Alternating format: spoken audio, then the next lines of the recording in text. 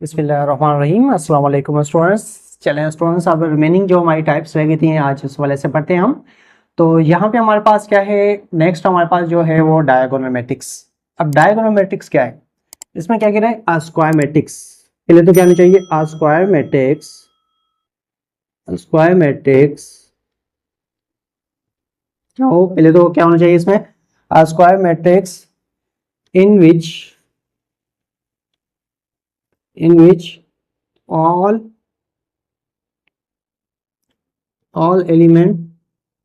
all elements of matrix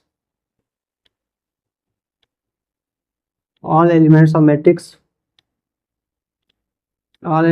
of matrix are zero. मतलब उसमें क्या हो, आपके सभी एलिमेंट्स क्या हो, zero.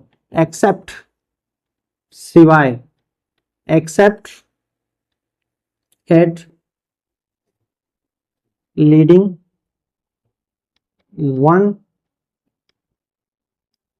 One element of main diagonal. के आपके पास डायगोनल मैट्रिक्स क्या किसे कहा जाता है स्टूडेंट्स, कि एक ऐसा मैट्रिक्स जिसमें आपके पास सभी एलिमेंट्स क्या हो, जीरो हो, लेकिन सिर्फ एक ऐसा एलिमेंट हो, सिर्फ एक भी, कम से कम अगर एक भी एक ऐसा एलिमेंट आपका मेन डायगोनल में वन नहीं आ रहा, ठीक है, एक ऐसा एलिमेंट जिसके अंदर एक भी एलिमेंट आपका वन नहीं आ रहा, तो इसको हम क्या कहेंगे, डायगोनल एलिमेंट्स। अब देखें, जैसे कि मैं एक मैट्रिक्स बना रहा हूँ, उसको क्या होना चाहिए, पहले तो क्या होना चाहिए स्टूडेंट्स, ये हमारा होना चाहिए स्क्वायर मैट्रिक्स।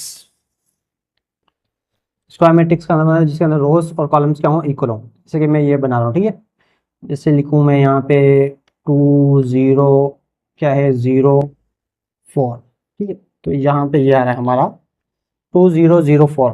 अब देखें हमारे पास ये मेन डायगोनल, इसे कहते हैं हम, क्या कहते हैं, main diagonal elements. Main diagonal elements में क्या होते हैं, हमारे पास सभी एलिमेंट्स क्या होंगे, जीरो, सिर्फ क्या होगा, मेन डायगोनल एलिमेंट्स को छोड़ के, ठीक है। एक मैट्रिक्स होगा ये, और दूसरा हम ले लेते हैं बी मैट्रिक्स, जिसके अंदर ये 2 0 0 0 0 0 0 0 5। ये भी स्टूडेंट्स आपका क्या हो सकता है, डायगोनल एलिमेंट्स। डायगोनल एलिमेंट्स क्यों हो सकता है, क्योंकि देखिए इसमें अंदर सभी element zero, main main leading diagonal elements क्या हो, यहाँ पे कोई भी एलिमेंट्स है, मतलब उसके अंदर जीरो के अलावा कोई भी एलिमेंट्स है, तो इसका मतलब ये भी हमारे पास क्या होगा, डायगोनल। लेकिन शर्त क्या है, ऑर्डर आपके सेम होने चाहिए। ऑर्डर का मतलब 2 by 2 है या 3 by 3 है, तो ये हमारे पास क्या कहलाएगा, स्क्वायर मैट्रिक्स। ठीक है स्टूडेंट्स, क्लियर हो गया। चलें, अब डायगोनल मैट्रिक्स आप लोगों को समझ में आ गया होगा, उम्मीद करता हूं। उसके बाद है हमारे पास स्केलर मैट्रिक्स। स्केलर मैट्रिक्स, अब स्केलर मैट्रिक्स क्या होता है स्टूडेंट्स, इसमें क्या कह रहा है, आर डायगोनल मैट्रिक्स। इसमें कह रहा है a diagonal matrix in which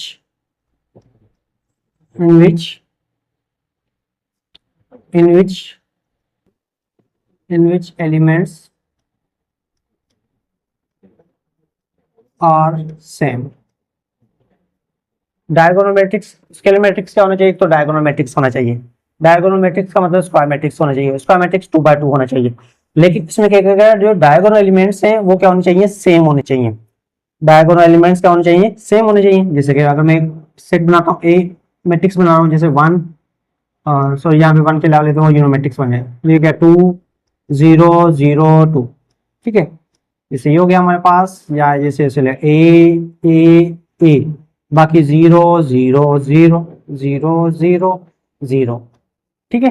तो ऐसे मैट्रिक्स को क्या कहेंगे हम, स्केलर मैट्रिक्स, जिसके अंदर क्या हो, सभी एलिमेंट्स क्या हो, जीरो। तो डायगोनल एलिमेंट्स का हमने पढ़ा कि सभी एलिमेंट जीरो होते हैं मेन डायगोनल एलिमेंट्स को छोड़ के। तो इसमें क्या है कि मेन डायगोनल एलिमेंट्स क्या होने चाहिए, सेम होने चाहिए। जैसे 2 2 है, ए है, तो इसे हम क्या कहेंगे स्टूडेंट्स, स्केलर मैट्रिक्स। ठीक है, क्लियर हो गया। चले, अब नेक्स्ट क्या है हमारे पास, यहीं पे हम लिख लेते हैं। नेक्स्ट हमारे पास है यूनिट क्या है हमारे पास, आइडेंटिटी या unit matrix?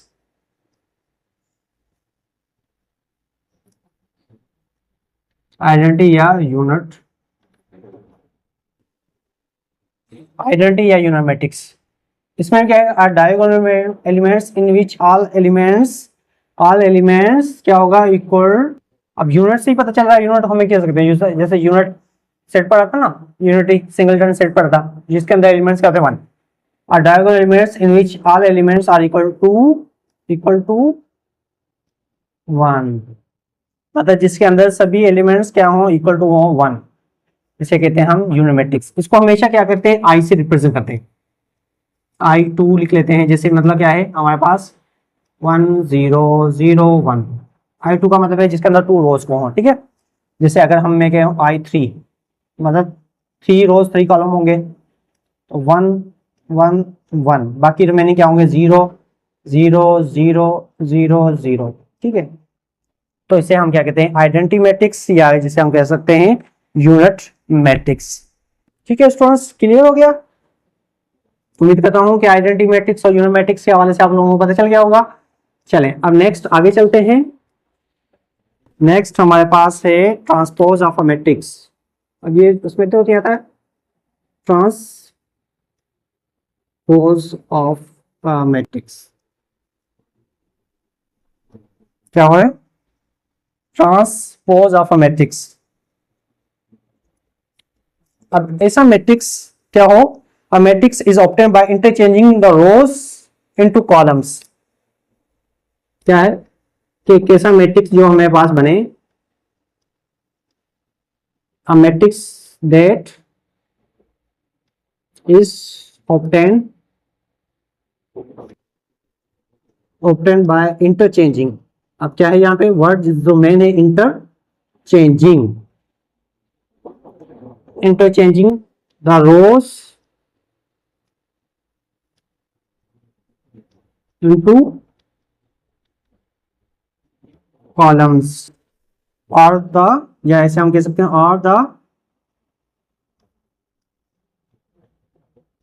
columns into rows।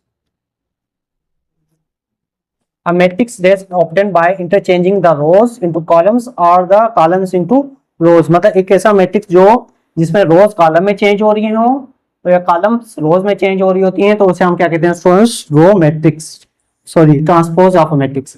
जैसे कि अगर मैं मैट्रिक्स कहता हूं, मेरे पास एक मैट्रिक्स है ए जिसके अंदर एलिमेंट्स हैं 1 2, ठीक है।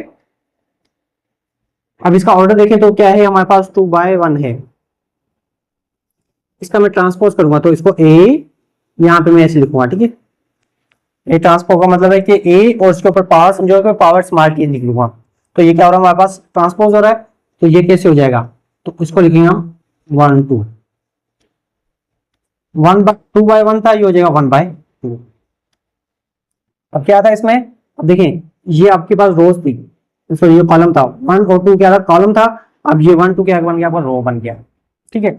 जैसे कि अगर मैं यहाँ पे एक और मैट्रिक्स ले लेता हूँ जिसके अंदर है 2 3, ठीक है, 4 5 6 7, ठीक है। तो अगर मैं इसका ट्रांसपोज लेना चाह रहा हूँ स्टूडेंट्स, अब देखिए कैसे होगा। अब ये रोज है, 2 3 रोज है ना, अब ये 2 3 आपका कॉलम बन गया है। फिर उसके बाद 4 4 5 आपका सेकंड रो है, तो ये आपका सेकंड कॉलम बन गया। 6 7 आपका थर्ड रो है, तो ये बन गया पास थर्ड कॉलम। जैसे कहते हैं ये हमारे पास फर्स्ट रो थी ना, अब ये बन गया फर्स्ट कॉलम। ये सेकंड रो थी ना, ये बन गया सेकंड कॉलम। मतलब रोज कॉलम में चेंज हो रही है, कॉलम रोज में चेंज हो, तो उसे हम क्या कहेंगे students, transpose of a matrix. ठीक है स्टूडेंट्स, क्लियर हो गया? चलें अब आगे चलते हैं हम।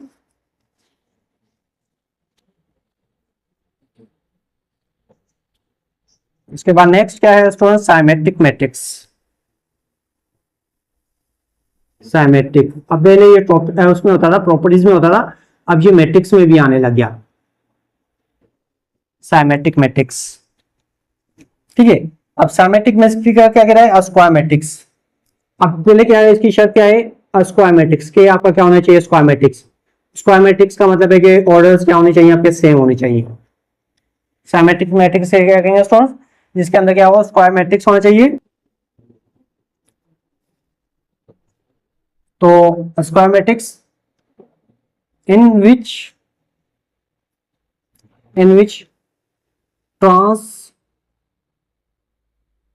ट्रांसपोज ऑफ अ मैट्रिक्स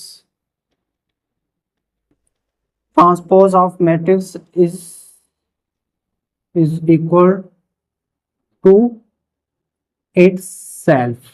क्या हो स्टूडेंट्स, यहाँ पे कह रहा है कि आपका स्क्वायर मैट्रिक्स आपका क्या होना चाहिए, स्क्वायर मैट्रिक्स होना चाहिए, और उसमें ट्रांसपोज ऑफ मैट्रिक्स क्या हो, इज इक्वल टू, आपका ट्रांसपोज मैट्रिक्स क्या होना चाहिए, इज इक्वल टू इटसेल्फ।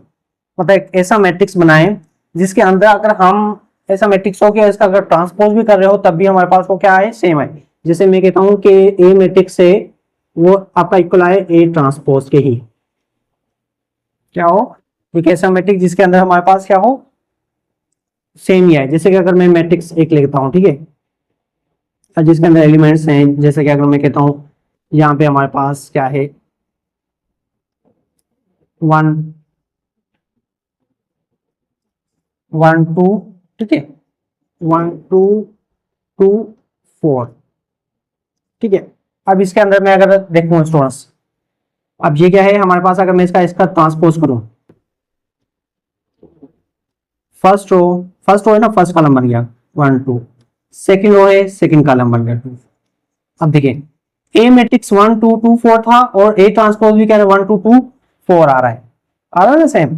तो ऐसे मैट्रिक्स को क्या कहेंगे हम, क्या होगा स्टूडेंट्स, हमारे पास होगा साइमेट्रिक मैट्रिक्स। क्लियर, बहुत ही आसान है, तो मुश्किल ही नहीं है। कितना आसान हो गया कि स्क्वायर मैट्रिक्स होना चाहिए जिसके अंदर हमारे पास ट्रांसपोज मैट्रिक्स क्या हो, इटसेल्फ हो। ठीक है, क्लियर। चले अब उसके बाद नेक्स्ट है, उसमें अब क्या है, स्क्वायर स्क्यू, यहाँ पे नेक्स्ट आ गया हमारे पास स्क्यू साइमेट्रिक। क्या है, स्क्यू साइमेट्रिक मैट्रिक्स। अब साइमेट्रिक मैट्रिक्स तो हमने पढ़ा है जिसके अंदर क्या हो, स्क्वायर मैट्रिक्स, तो इसका भी है या स्क्वायर मैट्रिक्स।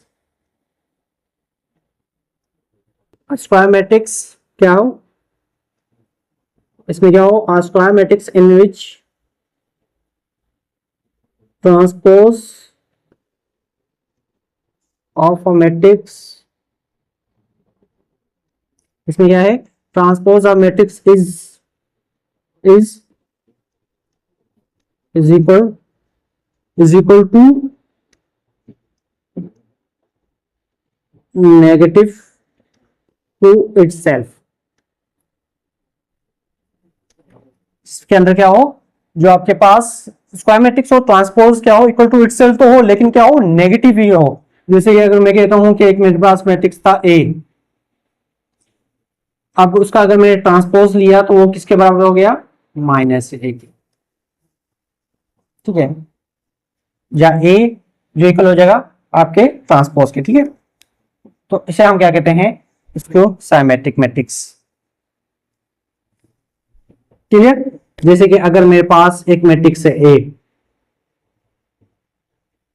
ठीक है, तो एलिमेंट्स है मेरे पास एक है जिसके अंदर एलिमेंट्स है, ले लेते हैं चलो 0 2 4 -2 -4 0 0 0 6 -6, ठीक है। इसमें शर्त यह है कि स्टूडेंट्स जब भी आप इसका स्क्यू साइमेट्रिक मैट्रिक्स का कोई एग्जांपल दोगे ना, तो उसमें जो आपके पास मेन डायगोनल एलिमेंट्स क्या होने रखने पड़ेंगे, आपको 0 रखने पड़ेंगे। चलें अब मैं इसका ट्रांसपोज करता हूं, रोज कॉलम में 0 2 4 और इसी तरीके से -2 0 6, ठीक है, फिर -4 -6 और क्या हो गया 0। अब देखें 2 0 0 था, वो तो 0 है, 2 -2 4 -4 -2 +2 0 0 6 -6, तो हम कह सकते हैं, देखिए ये क्या है, ए ट्रांसपोज हमारे पास क्या हो गया, इक्वल टू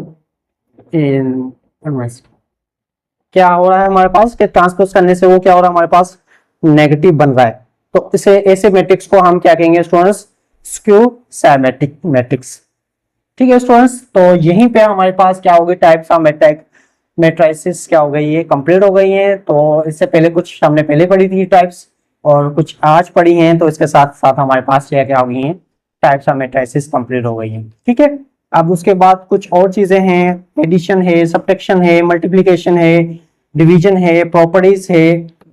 ठीक है, वो अब हम पढ़ेंगे इंशाल्लाह नेक्स्ट लेक्चर में। ठीक है, तो यहीं पे आपका आज का लेक्चर एंड होता है। अपना ख्याल रखिएगा। ओके स्टूडेंट्स, अल्लाह।